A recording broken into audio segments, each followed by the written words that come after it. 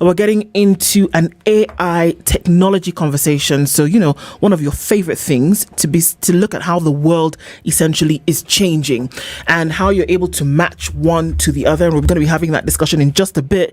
And then also looking at how the world has changed over the last few years when we talk about AI. AI, in this case, is not your neighborhood guy who's found out that he can use certain initials. It's artificial intelligence. And that forms the basis of a conversation that we have this morning. And our guest is already here in the Situation Room. Dr. Emmanuel Okeleji, good morning. Good morning, and thank you so much for having me. Excited to be here with you this morning. Welcome. Dr. Okeleji is the CEO of Seamless HR, and you'll be telling us what that's all about.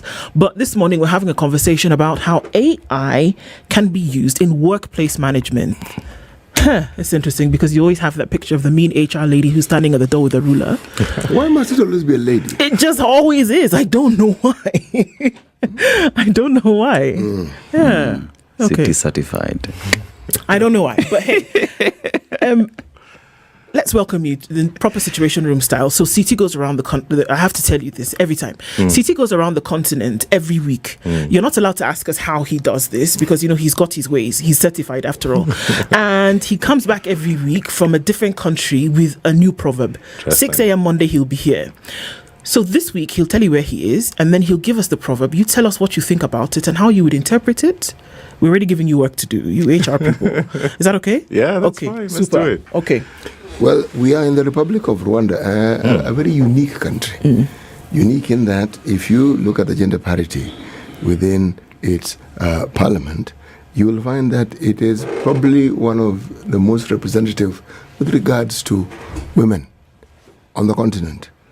If you look at the societal norms that they have, it's yesterday that Ndu was telling us that in Nigeria there is a car-free day, meaning on that day you dare not drive.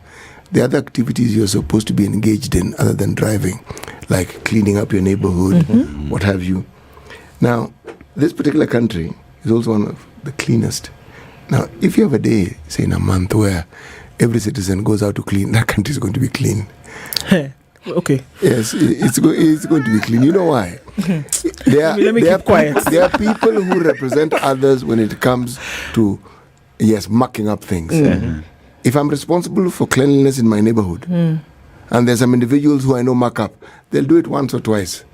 You will not muck up again. Man, they'll be told, excuse me, chief, you, go somewhere else because you're messing up this neighborhood. Muck up your compound. Back up, in fact, go away. Yes. Anyway, the proverb. The most extensive land is the human belly. That's deep. So, and it's belly, like not mind or art. It's belly. It can be whatever you want it Stomach. to be. Belly. My interpretation of it would be that there's so much complexity about human beings that you can't just judge a book by its cover, and that human beings are very complex and very rich. That's how I'll interpret that. Yes. The beauty about interpretations is we can't fault your interpretation. It's how you see it. We were of the opinion that this proverb refers to greed. But it doesn't detract from what you've said. Indeed. Because greed is one of the unique aspects that human beings have. Yeah. Yes. Yeah. That's true. Yes. Indeed. Okay. So, 1,000 points to you. You can do with them whatever you please. Okay. Cash it in. I don't know, buy a house or a horse. But look, into the conversation that we're having this morning on AI in workplace management.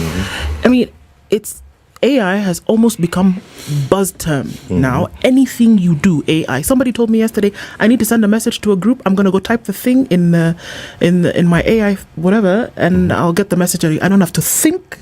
I don't have to put in my opinion. It has become the thing that guides almost everything that we do if we're in that space. And maybe now we're saying that it can be applied to really any situation. AI can design your home, can design your living room, can design your roads. And now here we are saying that it can also help in workplace management. Give us an overview before we get into the details. Okay, so thanks again for having me. I'll start by just a quick, hopefully we can talk more about that during the conversation, a quick summary about Seamless HR and why we are talking about AI in Seamless HR. So we're a tech company that builds technology for companies to manage their human resources, what we think is their most important resources. So, and it's end-to-end, everything from hiring to onboarding to performance management, leave management, payroll management, everything that HR does, we just automate that and modernize it. And would use whatever technologies that are cutting edge at the time. And AI is cutting edge technology now. And we do that work across now 20 countries across Africa. We really are passionate and focused on Africa and sort of helping Africa build its most important resource. And, you know, I hope the conversation goes there. I'm really, really passionate about Africa.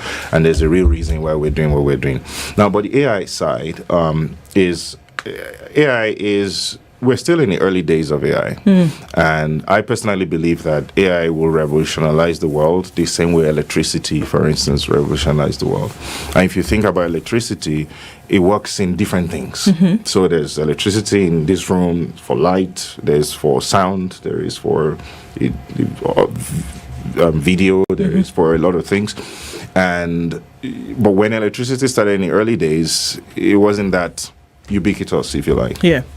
And that's what AI is going to be. It's like computers have now gone to a level where they have intelligence, where they can read, understand, interpret, and communicate, which wasn't the case before. And so AI is the next frontier of technology, and certainly we are still very, very, very at the early stages of that journey. Right. I think about it, and just from the things that you said, because now what computers are able to do is that they're able to read, they can, visualize, they can hear and communicate. But it seems as though there was an element of humanness that was introduced into this technology that allows it to do that. Because essentially, a machine is doing what you would have to do as an individual or as a human being. Yeah. But then now you're saying, okay, let's take that burden off of you, put in that element, code it into this machine, and then allow it to regenerate after that. Essentially, that is the DNA of what AI is, right? Correct. So then many folks are asking, okay, why don't we just do it as human beings then? So the thing about AI is and you're right about that sequence. There's a training that happens to the large language models. Like you have to train the AI, and it's human beings that train the AI. A lot of training for ChatGPT, for instance, was done in Kenya. And there are problems with that, because then if you have the human perception still gets in, and you find that even you find some AI hallucinations happen, AI hallucinations where the AI is giving answers that don't make sense. You have AI that is biased because the trainers have sort of biased it to think a certain way. Now, but the advantage of AI is just the fact that human beings are not ubiquitous. Human beings cannot be everywhere. There are ways that we can generate light in this room, but electricity just takes it to another level, right? So AI, for instance, is capable of doing the work of multiple human beings at the same time. So ChatGPT 4 is more intelligent than any human being. Like the speed with which it can can ramp up capacity, the computing capacity is significantly faster than what one human being can do. Right. So it's about taking us as a race to the next level. It's about making us a lot more efficient so that we can get more value out of the material universe, literally. So, and to your specific question of why can't we just continue to do it as human beings, I think as human beings are on this constant race to be better, and AI is sort of like a cat that's out of the bag now. There's no stopping it, because we're now on this, and human beings are going to put all of their genius to it. There've been risk people have talked about, which hopefully we can talk about as well, because there's a risky bit of all of this. I think the last thing I'll say is that this year's Nobel laureates, most of them got their laureates on the work that they do in AI. The laureates in chemistry and physics, a lot of that is because of the work they're doing here. So the smartest people in the world are caught onto this one, and it's a trend There are many trends that came and went, NFTs and all these things, but AI is not like that. This is here to stay. Now, Emmanuel, we talk about AI as a solutions provider to all this, but AI itself comes at the backdrop of heavy coding that is involved in it. There is also the back end, which is support and security in these as well. And as you've mentioned, for us to have AI that is working very well, there is training that goes into it so that we precondition AI to work best based off what we've told it. But what stops a good mind, a good brain from hacking into your AI and just having it confused? And here we talk about security of these AI in making sure that we get the best out of it. How do we, if we are in early days of AI, how do we deal with that problem? Yes, it's a real problem because, like any tool that human beings have invented, there are good actors and bad actors. And AI is like a gun, for instance. A gun is a tool that can be anything that, in the hands of a good person or in the hands of a bad person. And so we are very worried about the potential for bad actors to capture AI. But the thing is, we're still very early days in AI. And luckily, the amount of investment required to build these strong models puts that responsibility in the hands of very few. And the advantage of that is that you can sort of manage at least the foundational models. And governments are getting involved seriously with regulation. People are taking the security side of this very seriously. And hopefully, just again, like the internet, I've used electricity as an example. The internet too is embedded in everything from WhatsApp communications to video communication to like everything now, to even cars and maps and all these things. But when the internet started, if you remember, it was just dial up. You can only visit some website, whatever. Now it's on mobile. You can do so much with it. But we ask ourselves, do you actually know the foundations of what goes on when you use the internet? Like what's actually happening? How does the back end? What's the back end? Yes. Some people have laid the fibers that makes you be able to go on internet and log on and whatever. So that fiber, the wires are being laid for AI right now with the large language models, with the large companies that are investing in this foundational work. And if you remember in the early days of the internet, for instance, you get a lot of spam mails in your mail and all these things.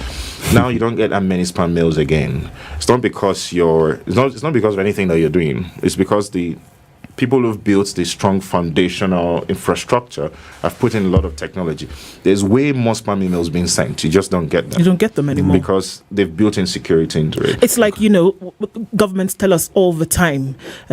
Just yesterday, do you know how many terrorist threats have been contained? It's just that you don't hear about them anymore. So what does that mean? That security on another level has been ramped up so that you're getting, notifications on time. You're getting to understand the character of some of these things. So then you can now ramp up your security, right? I guess it's the same concept when you look at it like that. Now, when we're looking at this technology, establish that, and we can see what it's being able to do. Like you said, still early days. It's unfathomable what then the world would look like in the next 20 years, for example. But now here we are, where we are in a workplace, right? How then can this technology be applied where the element of human resource is the star of the show? So you allow me to sort of come home to Africa. And so Africa has about 18% of the world's population. But Africa's contribution to global GDP is less than 3%. So you find, and besides just human... May I just pause? Yes. This 3% thing, I've heard it very often. How exactly is it measured? A simple way that they measure it is just even GDP, the gross domestic product of Africa versus global GDP. That's how they measure it. Yes. And we know that those measurements are, there's a lot of things that's just unfair because that's not the right way to measure the impact of the continent. Sure. So the 18% is a measure of our contributions to the diversity of the world. There are other things, like, for instance, 33% of all the gold in the world is in Africa, 60% of all the platinum, and all these other things. So Africa actually has a lot more that it contributes to the world beyond the human resources.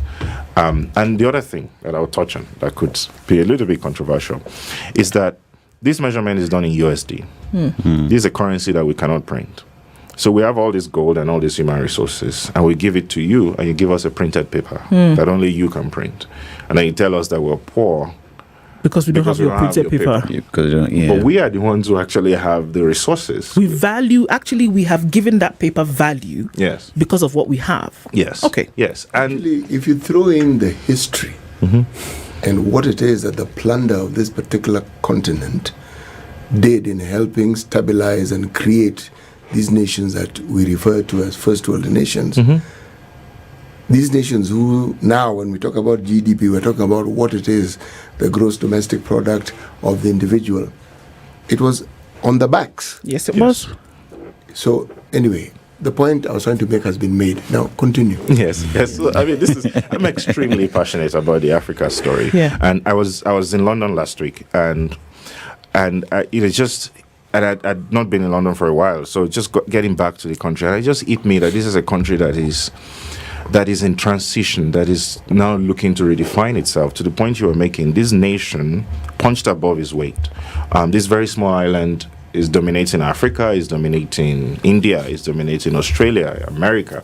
And so for hundreds of years, they're taking rent from all these places, and they've gotten used to taking rent from all these places, and now they can't take that rent any longer. And they now face the reality that they're actually a very small island, and part of that cockiness got them to a point where they say, let's get out of Europe and Brexit. Now they're a nation in decline because they suddenly just now find out that they're not as powerful as they think they are.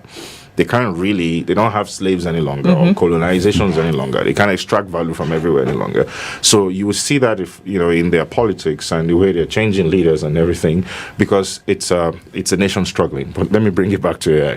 Why did I go that route of, we contribute 3% to global GDP. Unfortunately, the world is structured the way it's been structured, and we have to compete. And what things like AI can do is to empower us to be able to multiply our contribution. Because AI, look at it as a superpower. That's how I say it. That human beings can layer that on their own natural intelligence and use it to get more value for the work that they put in. Because we need efficiencies in Africa. And if you're not punching to your weight, you need efficiencies. You need things to catalyze you, to help you leapfrog, to multiply your effort. And unfortunately, I worry that Africa will also miss the AI train as well, because it's expensive to participate in AI, and because we don't have the currency to do that, then we might miss out. So seamlessly. Actually, we do have the currency to do it. Tell me. You see, there's something that you referred to at the beginning. It's called human resource. And you are an example of that human resource. If you look at the African diaspora, that is a resource that other countries claim to be theirs and they enjoy. And they should, because choices have been made for people to live there. But if you are talking about the focus that the West has on this particular continent, even if you didn't know, they have already told you that there is immense value. Now, that immense value is what we trade with. We have the misfortune as a continent of having leaderships who miss the boat somewhere when it comes to this issue of ensuring that your citizenry benefit from whatever they have. But that is slowly being corrected on the continent, as we can see. So we do have the bandwidth for it. Yes, I think I agree with you. And I think there's a nuance in how one looks at this. I think Africa is very wealthy in potential, but there's work to do to move from potential to reality. So it's like, it's a burden. You see a continent that has all these things. It's potential, but there's still work to convert. So there's political work, there's business work, there's personal work that we all need to do to convert that potential to actual reality, so that we can, because it's that reality we can take to the bank, literally. The potential, unfortunately, unconverted, cannot be taken to the bank. And so the work we are doing, for instance, it's like we feel that more Africans have to take this thing seriously. For instance, we do HR for companies to power human resources in like medium to large companies, banks and everything. And we're taking it upon ourselves to say African companies will not miss out on the capacity of AI to optimize their human resources, because we have the response. So when I sell my software to a company, the company is it's a trust exchange. They're saying, if I give you money, you give me technology to manage my people. Yes. If I'm not responsible enough to say, when these companies trust me with this responsibility, I have to make sure that they can leverage the most cutting edge technology available. If I just take that money and I just give them the bare minimum, they will use the bare minimum. It's the same thing when we give trust to political leaders or any other person. If you're buying food from someone, you're trusting that there's no poison in that thing and that you're going to eat it and be healthy. And if that person didn't do the diligence to make sure that it was clean, then you have paid for something that hurts you. So I think that other business owners or other entrepreneurs, because entrepreneurship is also a promise. You only pay for something that delivers value. We have to take that upon ourselves to make sure that we jump on the trend that is defining the future and give that to our people, our customers. Right. So what's the how, and how do we actually see this exemplified in some of the work that you actually are doing? And then how can we say, okay, this is working, this is a model that other people then actually definitely need to jump on? Dr. Emmanuel Okeleji is the director of Seamless HR, and he's here with us this morning, and we're looking at essentially leveraging AI into workplace management, and then just also looking at technologies and how we can match that for our development through the continent, really. And those are the conversations that we're having this morning. A quick look at weather and traffic, and we'll be back with the conversation. I mean, it still takes some time to continue to establish what really this technology can do. So here we are when we're saying, with that understanding in mind, that I need to make sure at whatever level that whatever you're paying me for, I'm able to then deliver. But that beyond just the payment, that I have a responsibility to deliver that.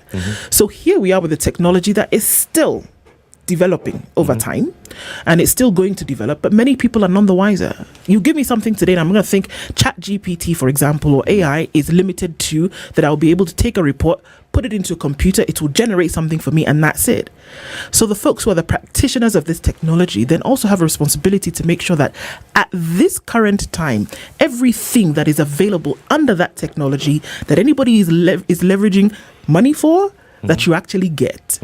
So now getting into the workspace at an HR level, what is it that then this technology can actually render to workspaces? Yeah, great. So in our case, we start with like I start from ground up. And so things as basic as a company has employee handbooks, policies, there's a leave policy, there's a exit policy, and all these things.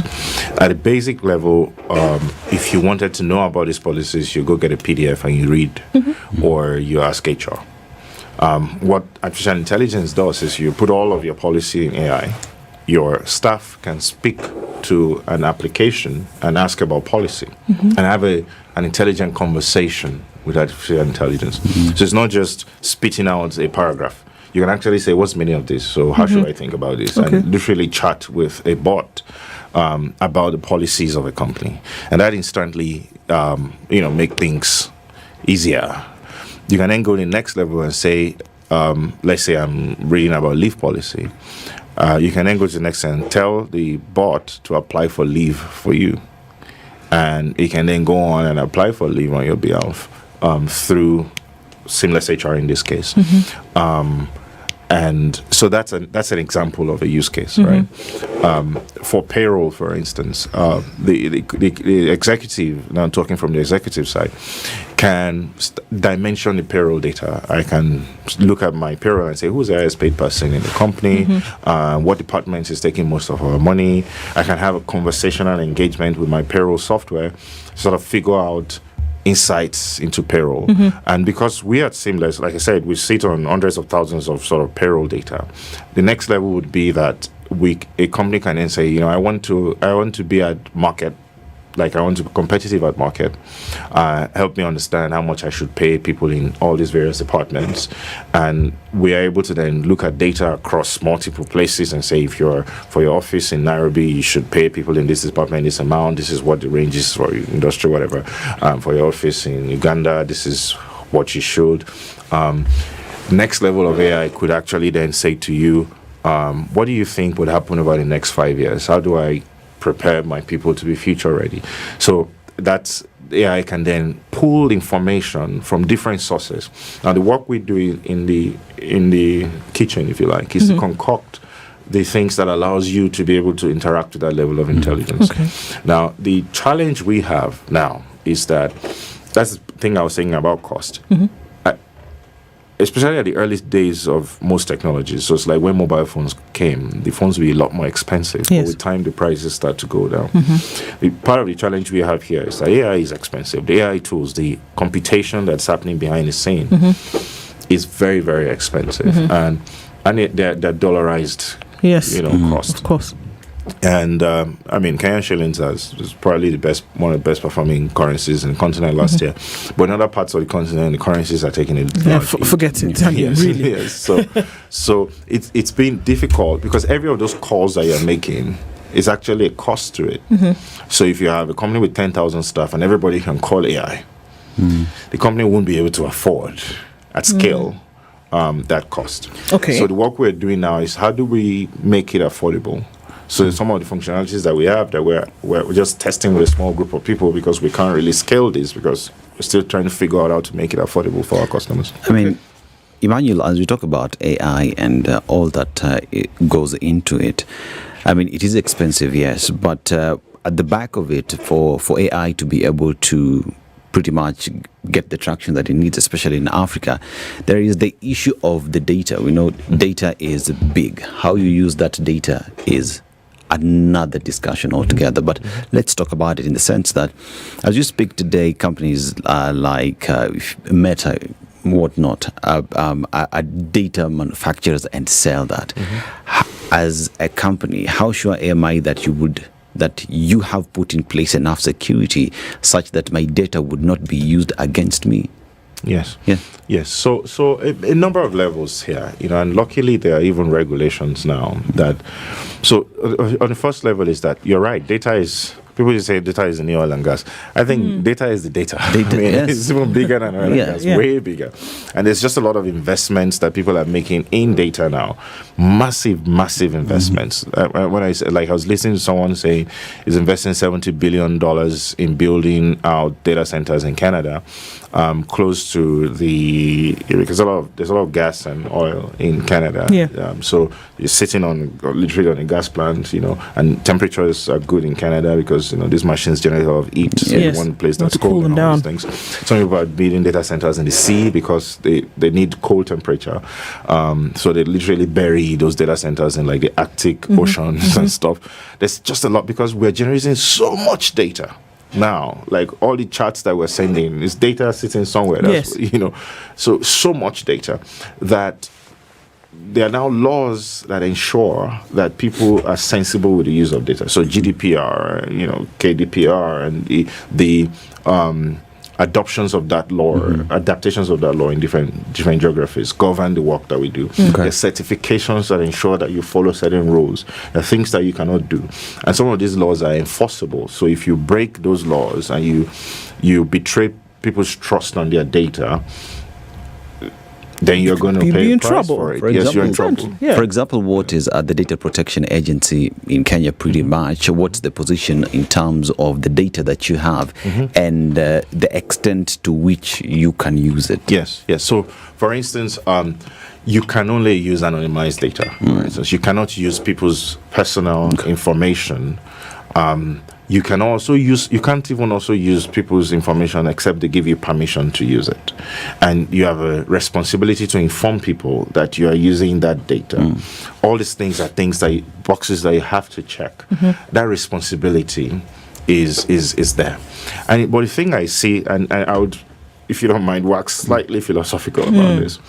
I think that when we were living in small villages and all of our lives, a person could actually live entirely all their life within maybe 2 kilometers radius. And everything they needed, they get. There's the market, you make a touched roof, small house, you can build it yourself, you can plant what you eat, you can hunt for your meat, you can raise your stuff. And you don't really need many human beings to do anything for you. You are largely self-sufficient. Sufficient, yes. But we want this good life, right? Want to eat lasagna. Yeah. I want to live, travel and fly and all these things. So we've told ourselves that we need these things. Whether we do or not is a different conversation. But the price we pay for a global world is that we're no longer self-dependent. We now depend on other people. So the food you're eating, you don't know who planted it, where it was planted, who made it. The clothes you're wearing, you don't know where it came from. The richest person in the world, Elon Musk, cannot make everything he consumes. So he has to depend on other people. Others. So the thing about globalization is this fact that we now have to share things from people. So it's like you have to trust that your doctor knows what your doctor is doing. You have to trust that your surgeon knows. You have to trust that your pilot knows how to fly a plane. Otherwise, you won't be able to get on a plane. The same thing with the responsibilities we carry for AI. And responsibility of law and governments and governance to ensure that people who bear this trust on behalf of the world are responsible. I'm not even talking about Seamless again. I'm talking about anybody who's responsible for AI. Lawmakers and the systems that govern the world needs to ensure, because we are going to have to trust people with our data. At some point, yes, for sure. So, I mean, I want to come back to the examples that you've given about, okay, so what you can actually do in a workspace. And a lot of the issues that came with technology was that the human, in terms of what they did with their hands, was going to be rendered obsolete at some time. I just think about the tea pickers when now the mechanized tea machines came about and they said, what are we going to do? We're going to lose our livelihood, So now I imagine if I can talk to a bot today and say, okay, Ndu, how many leave days do you have? And can I apply for them in the first quarter of 2025? The thing is going to generate, I go, right? Essentially, that's what we are saying. So he said, right now, I have to pick up the phone or send an email to HR and say, okay, what can I do here? What do I have left? Would the position of that person not be rendered obsolete? Because why do I need you if I can talk to a bot, for goodness sake? What do you need? I think it's a very valid fear. And with every new technology, we've had to confront this. There are people who lived on kerosene and, this is how we made light before. Yes. When electricity came, something happened, and every time technology comes, it does disrupt existing systems. But first, I think human beings have managed to survive. We've managed to continue to evolve because that's part of our evolution. I see it as an evolutionary thing. Unfortunately, we can't stop AI. So what do we do? And what I think we do is to ensure that our people can evolve, that people can then get and I had City talking, and I mean everybody was talking about training and certification and all these things. We have to train our people to evolve into the future. Okay. Otherwise, we'll be left behind. So it's like, how can we now have HR that knows how to use artificial intelligence to increase the productivity of their company? How can we make a 50-man company operate like a 500-man company so that the productivity of that company improves? That's and it just lifts all the boats on the sea. Right? Is it the responsibility, for example, of the offering technology, Seamless HR? Let's use that as an example. Does it then become your responsibility when you introduce the element of this new technology to say, okay, fine, it may look as though you, an individual, strong man, 20-man HR team, it would look as though we're trying to reduce the number of this HR team of 20 to 10. Does it become your responsibility then for those who introduce the technology to say, okay, guys, we're offering you this technology, but at the same time, we're not saying we're rendering you obsolete, but we're saying that you can actually uplift yourselves and give yourselves more and remain 20 people, but then be more efficient. Does that become your responsibility as well? I see it as a collective responsibility. Yes, we do have a responsibility here. And in fact, part of the things that we're incubating now is to be able to have, because labor is relatively cheaper in Africa, to be able to have African folks join HR departments in other markets. So because you can do remote work. So we're launching Seamless in the US, and so HR teams in the US will be able to hire HR people in Nigeria to help strengthen their teams and scale. And it'll be great that the HR people that are hired in Ghana, in Kenya, in Uganda, know how to use AI. So while they might not be able to work for that bank in Uganda any longer, or for that manufacturing company in Kenya, they can then work for a manufacturing company in San Francisco or in Houston. Got it. So that's part of the responsibility we bear. But I said that it's collective responsibility, because there's a part where you can lead a camel to the water, you can, force it to drink. I think individuals, everybody listening on radio and TV today, we have to get interested in AI. This thing has come to stay, and I think it's a good thing for humanity. So we all need to spend more time watching YouTube videos on what AI agents mean. And just really educate yourself. Start from there, and look at how we know how to use the internet. I don't think of it as you have to go and read a big textbook or whatever. We can tweet, we can do all these things, but because we're interested, we'd have maybe 70-year-old, 80-year-old grandparents who are not interested. But if they were, they would be able to use it.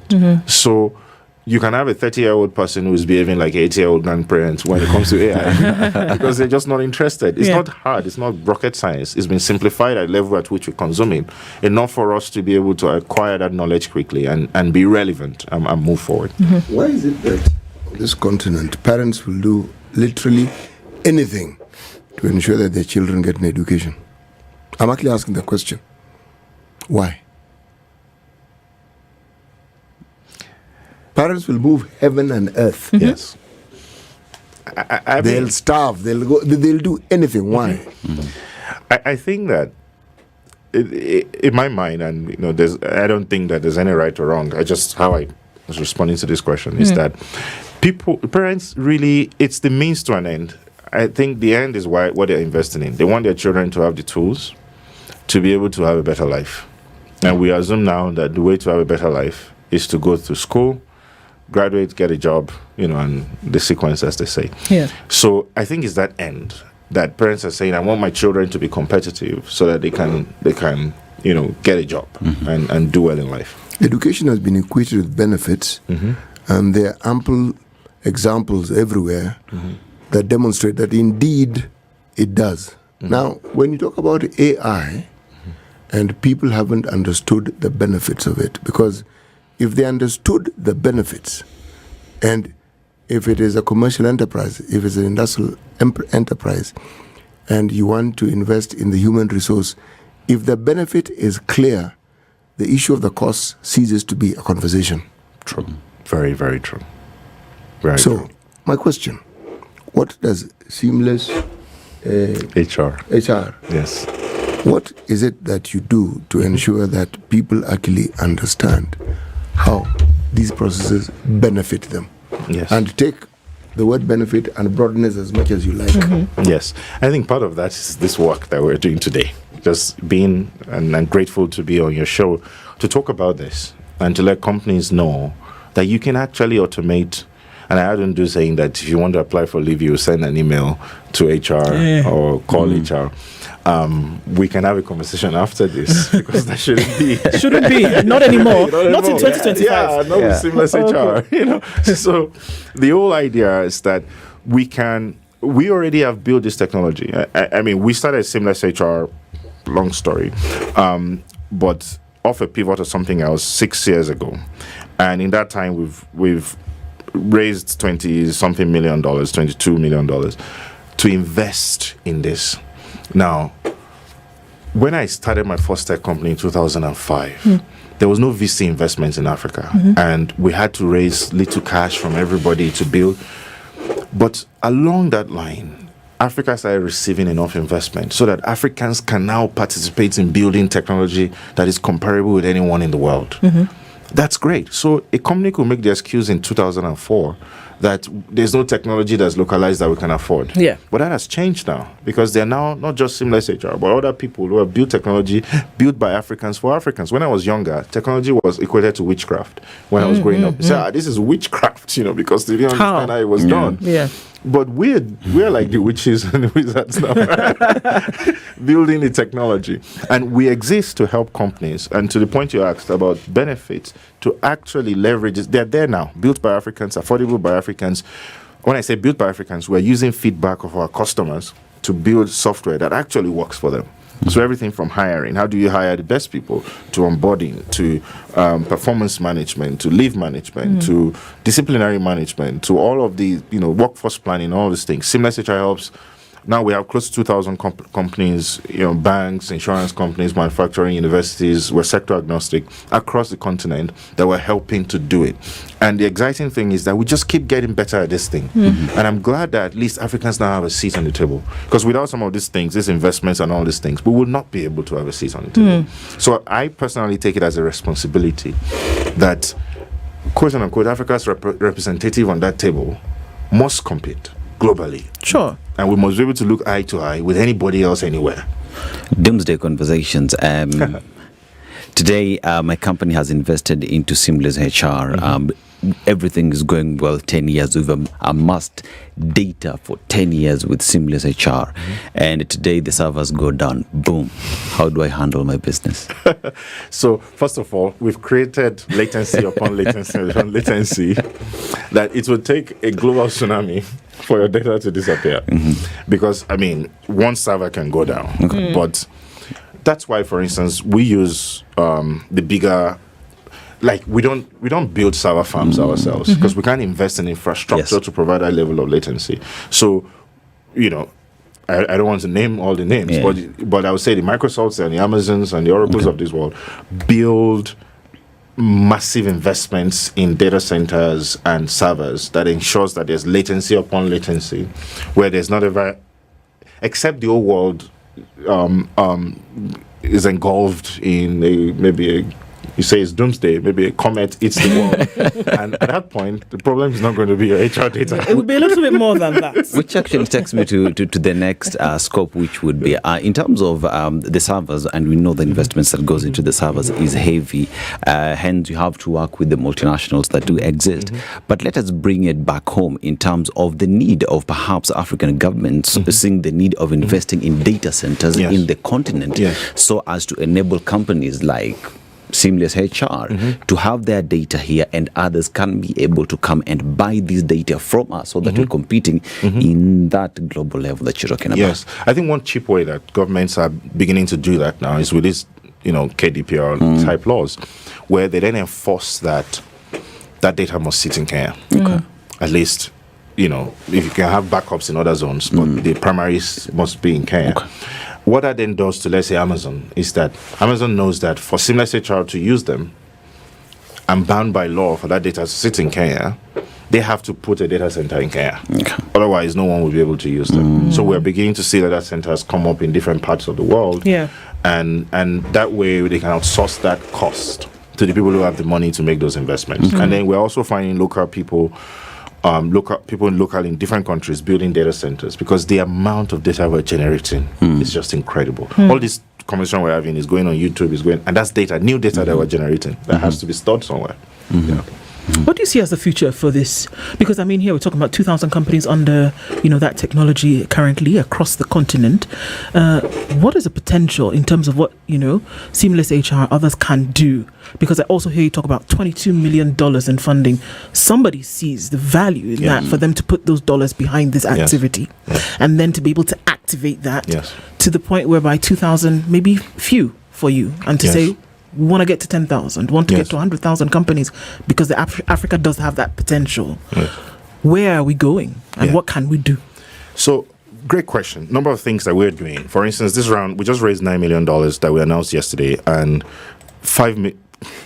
a good part of that money came from two investors, and one of them is the Gates Foundation.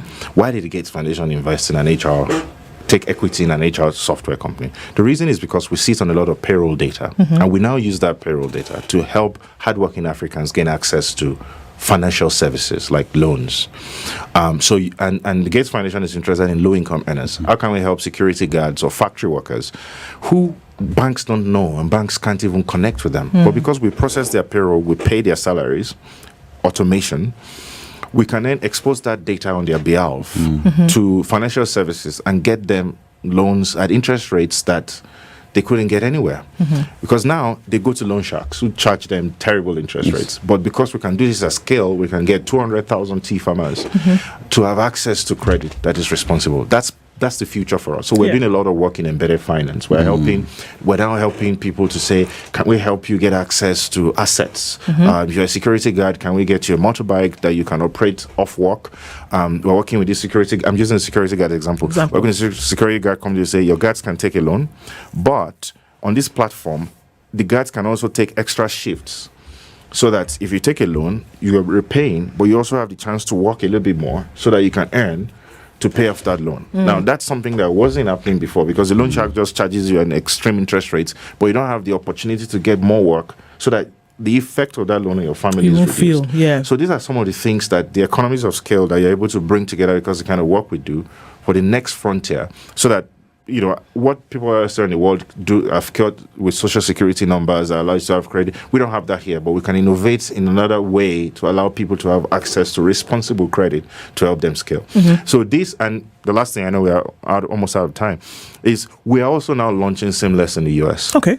And for me, it's one of my life's biggest goals that African technology is shipped to America. Outside. Before, it was African slaves and African raw materials that shipped to the West.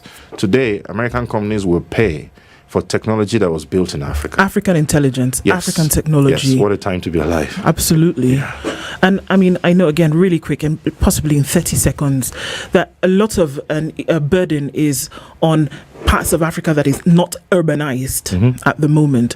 What possibility lies there to be able to lift up the profile of these areas on the continent that are not at that level yet? Yes, so that's the work I was saying that we're doing with the Gates Foundation, because it doesn't, like, why would the Gates Foundation invest in a technology company? So there's supposed to be impact. But there's that impact work where we're now doing a lot of work with blue-collar workers, with the tea farmers, with the different kinds of people in the hinterlands, and to be able to work to aggregate them and expose them. So we're like, instead of having a mobile app, you would have a kiosk that you can speak to in Swahili, and it would tell you, oh, this is your leave policy, whatever. We're doing that. I mean, we're starting with that in the US, but we're also going to do that here. So there's work. I think technology just makes the world better. Really. Indeed. Dr. Emmanuel Okeleji has been our guest this hour. He is the CEO of Seamless HR. A lot of things happening and a very exciting time to be alive. And thank you for sharing your insights with us in the hot seat of Kenya's biggest conversation today. It'll be interesting to see what the future has to hold, or rather what it already holds, and how we can tap into that and actually lead the way in some of these things. Thank you so much for being here. Thank you so much for having me. I enjoyed conversation, and I'll see your HR on my way out.